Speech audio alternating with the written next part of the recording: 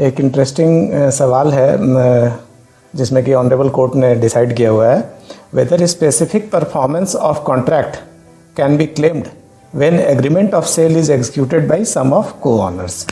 यहाँ पे सवाल को मैं सरल बनाता हूँ कि यदि एक प्रॉपर्टी के कई को शेयरर हैं, को ऑनर्स हैं, तो उसमें से कुछ को ऑनर्स ने यदि सेल एग्रीमेंट ऑफ सेल किया है, एग्जीक्यूट किया है, तो क्या वो वैलिड होगा और क्या उसमें रेमेडी है।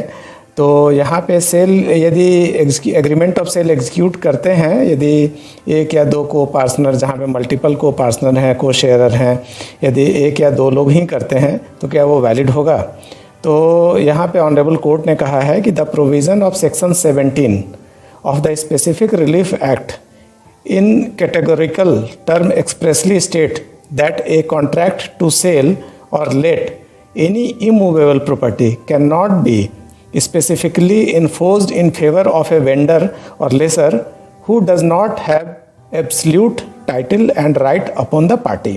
इसका मतलब ये है कि जो स्पेसिफिक रिलीफ एक्ट का है, जो सेक्शन 17 है, वो ये कहता है कि यदि जो सेल एग्रीमेंट कर रहा है उसके पास एब्सोल्यूट टाइटल और राइट नहीं है तो वो वाइड माना जाएगा, वैलिड नहीं माना जाएगा इस तरह का किया हुआ sale agreement.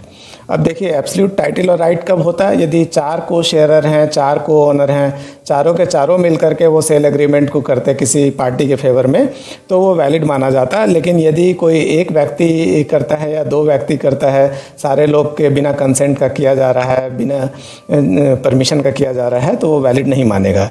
In view of the aforesaid provision of the specific relief act यानी सेक्शन 17 के तहत the agreement of sale entered between the party and some of the co sharer, यदि को शेयरर या 2-4 लोग ही करते हैं, सारे लोग नहीं कहते हैं, who do not have the absolute title to the suit schedule property is not enforceable in law, यानी कि वो लॉ में इन्फोर्सेबल नहीं है। ये जो है supreme court of India civil appellate jurisdiction है, सिविल अपील नंबर है 7835 2014 का है, और ये SLP से अराइज हुआ था 24653 2012 का है। इसमें पेमादा प्रभाकर एंड अदर्स थे versus young mains Vyasa association and others का केस है।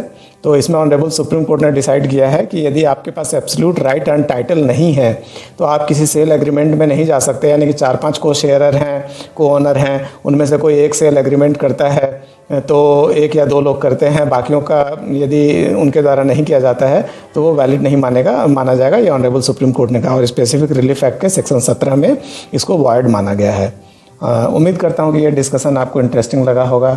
Thank you. जय हिंद, जय भारत।